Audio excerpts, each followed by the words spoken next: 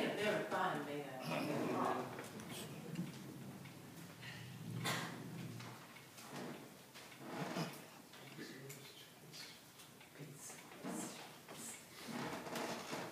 On the 22nd of December last, the General Assembly of the state passed an act to prevent the introduction of passengers into the port of Savannah during the months of July, August, and September. This law is founded upon every principle of humanity, calculated to save many valuable lives, and if rigidly enforced, will exempt the city from spectacles of suffering and poverty. Couldn't agree more. July 4th, 1820, America, 44 years old.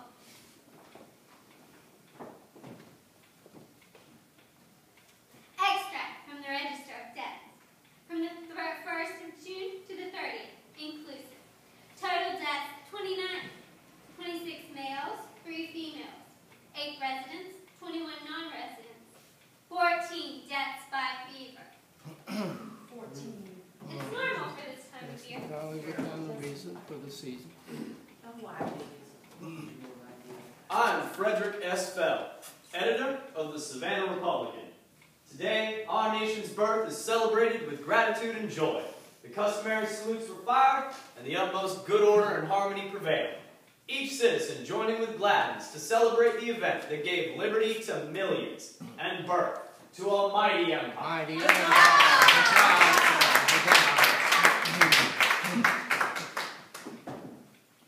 Bartlett, of Capel and Bartlett, publishers and editors of the Columbia Museum and Savannah Daily Gazette. The 44th anniversary of our country's independence is celebrated with becoming honors by the citizens of Savannah, with the ringing of bells and firing of guns.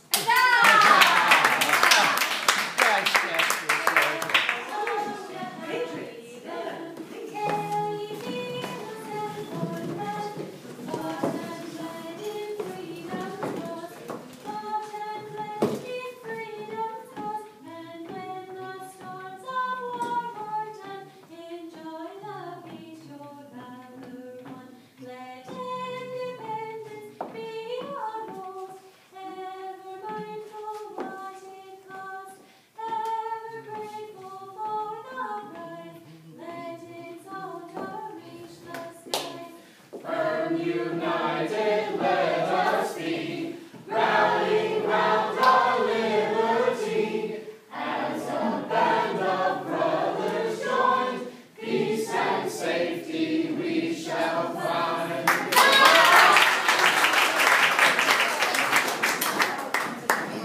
August 8th, 1820. Dear Mr. Editor, I have found a way to combat pesky mosquitoes. After going to bed, hoist the pavilion with the intention of banning the mosquitoes. After a while, when the mosquitoes are safely in, jump out of bed.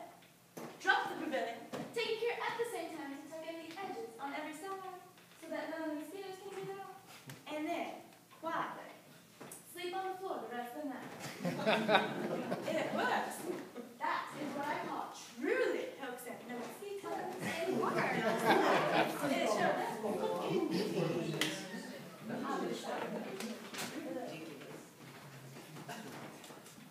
Charlton, Mayor of Savannah again.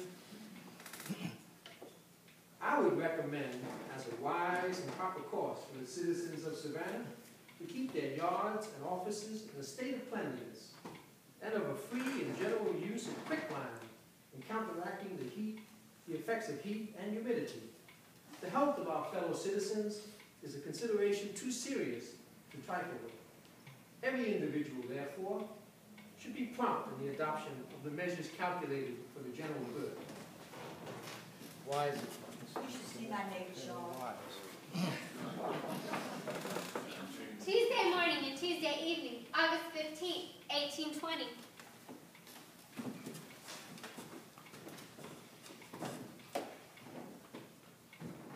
Although our health committee and medical society remain silent upon the subject, we are induced to believe that a pestilence rages to a considerable extent in certain portions of our city. Why is it endeavored to keep the fact a secret? And why are not the public fully informed by those whose duty it is to give full information upon the subject?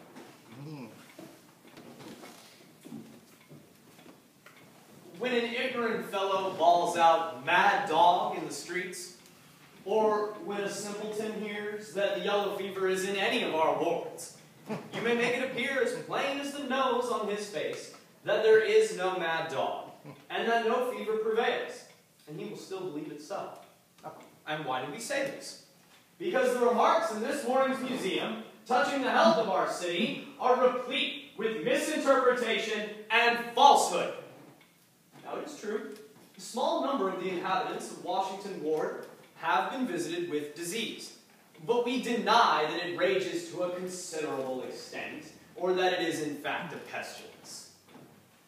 Here, sir. We are not of those that believe that any benefit could ever arise to our city or community by keeping secret facts about the health of our city, especially by those whose duty it is to give full information. I must contradict the remarks made in the museum, where he would have us believe that the city government and health committee have kept secret the situation of the health of Savannah. This is false, and without the least shadow of foundation. The truth of the matter is that as soon as the health committee were informed that sickness prevailed at the east end of the city, they examined the houses and yards there, and gave direction to attend to the cleanliness of the lots, which has been done.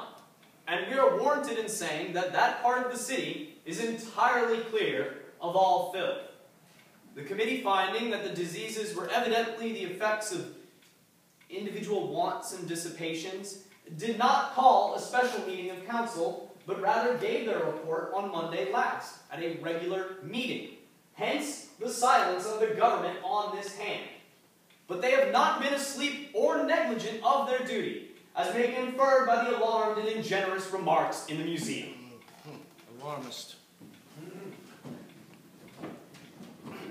If left uninformed, people, inspired by their own terrors, will always magnify the danger. The better policy will always be to provide full and frequent official reports. We trust our citizens will not listen to the tales of gossips and the lies of impudent, erratic scribblers, whose pleasure it is to misinterpret and vilify. Now, the report of the Medical Society I have received, but its great length precludes its publication, and it shall have a place in my next.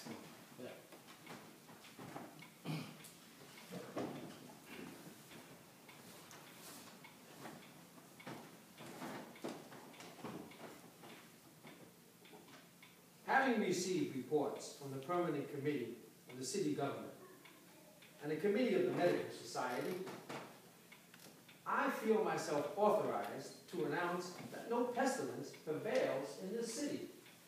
One ward has been rather unusually unhealthy, but the disease has been and is confined principally to strangers and people of intemperate, dissolute habits, and is no more than the ordinary bilious fever of the time. It's those Right. foreigners. Those foreigners. Beware. Right. Thursday morning and Thursday evening, August 17th, 1820.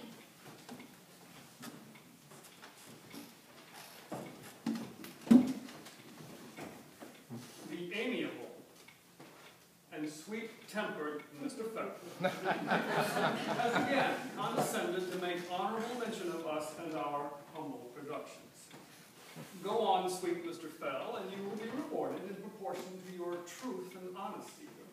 State to the mayor, the council, and all other powers that be, right or wrong, and thy salary will be continued to be. Oh, sir. When we state that the museum